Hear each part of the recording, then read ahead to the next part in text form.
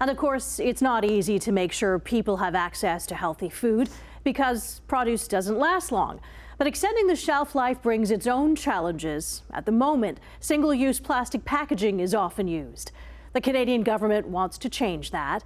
Simone Gavros has been following the story today. Simone, what more can you tell us?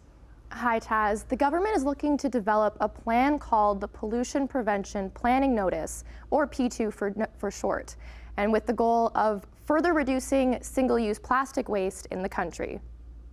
Single-use plastic food packaging is the latest target on Canada's list to move the country closer to its goal of zero plastic waste. I just think it's a good idea myself. There's other ways to go about things without using plastic and having it all over the joint. They're talking about getting rid of the plastic bags for produce and that, then gosh, I just don't see the point in it.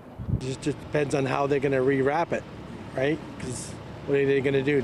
Not have a tray and just plastic wrapped around there, or loose? The government is looking to develop a pollution prevention planning notice that would target plastic packaging that comes into direct contact with food, and they're asking for input from grocery stores, stakeholders, and Canadians. This comes after the government banned other single-use plastics like checkout bags, cutlery, and straws.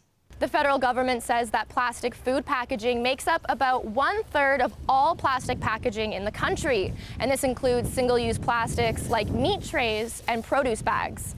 The industry is addicted to plastics simply because it is the best, cheapest solution to keep food fresh, safe, for as long as possible. Sylvain Charlebois says that thinking about distribution of food is the next step.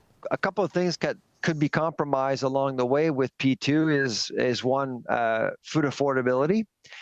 Prices may go up, and two, convenience. Charlebois says that alternative solutions to plastic could be costly and could add to the already high cost of food.